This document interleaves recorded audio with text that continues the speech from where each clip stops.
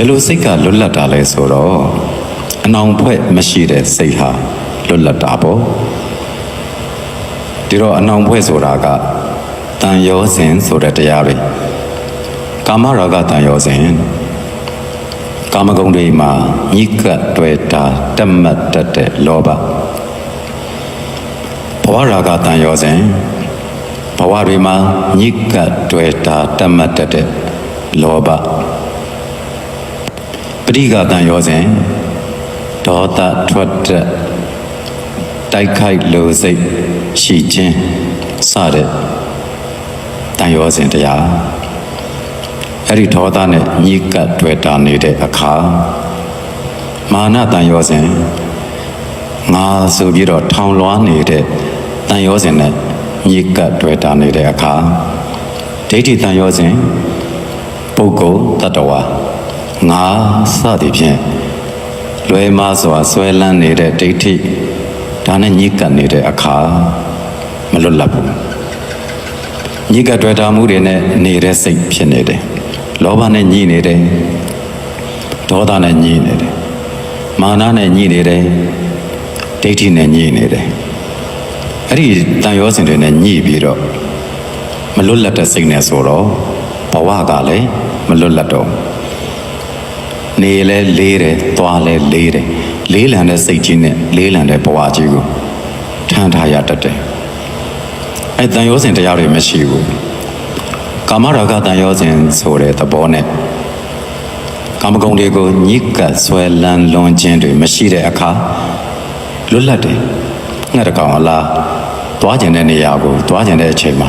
လွတ်လပ်စွာသွားနိုင်တယ်လှုပ်ချင်တဲ့အလုပ်ကိုလှုပ်ချင်တဲ့အချိန်မှာလွတ်လပ်စွာလုပ်နိုင်တယ်အဲ့ဒါဟာကာမရာဂတန်ရောစဉ်အနောင်ပွဲမရှိတဲ့စိတ်ပရိဃတန်ရောစဉ်ဒေါသမရှိတဲ့စိတ်ပြုံးနိုင်တယ်ပြောနိုင်တယ်မေတ္တာထားနိုင်တယ်အဲ့ဒါလွတ်လပ်တဲ့စိတ်ပဲမာနမရှိတဲ့စိတ်ပေါ်ပါတယ်လွတ်လပ်ပေါ်ပါတဲ့ဘဝကိုပိုင်ဆိုင်တယ်အဲ့ဒါလွတ်လပ်တယ်လွတ်မြောက်တဲ့စိတ်ဆိုတာကအဲ့မေတ္တာပွားနေတာလေမေတ္တာစေတောဝိမု ക്തി လို့ဘုရားဟောထားတော့မေတ္တာပွားရင်ဒေါသကနေလွတ်မြောက်နေတယ်ကျန်သောအကုသိုလ်တွေကလည်းလွတ်မြောက်တယ်မေတ္တာအခြေခံထားလိုက်တာနဲ့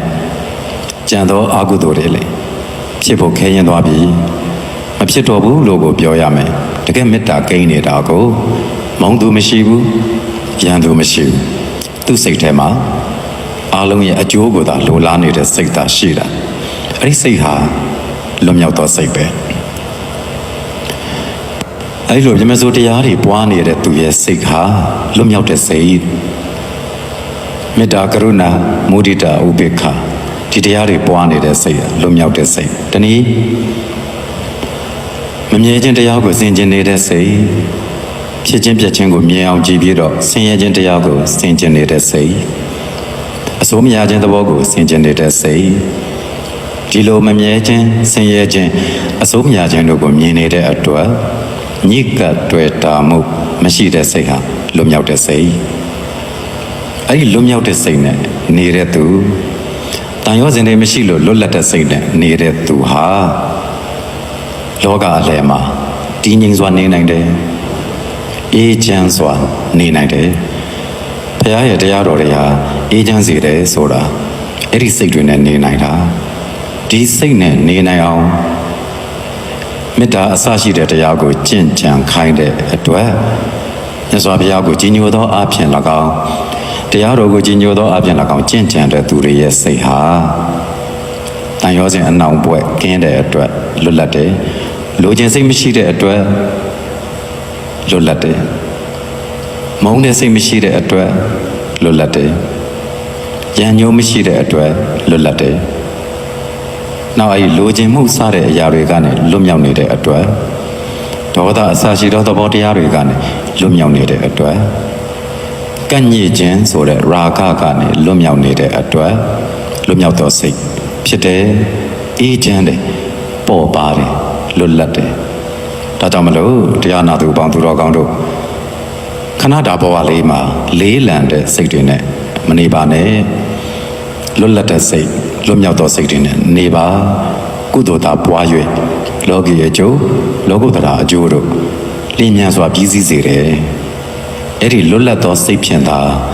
လောကီလောကုတ္တရာအကျိုးတွေကိုလျင်မြန်စွာပြီးစီးစေတယ်ဒါကြောင့်တရားနာသူအပေါင်းသူတော်ကောင်းတို့လွတ်လပ်သောစိတ်လွတ်မြောက်သောစိတ်ကိုပိုင်ဆိုင်နိုင်ကြ၍အေးချမ်းကြပါစေလို့ဆုတောင်းပေးပါရစေအားလုံးအေးချမ်းကြပါစေ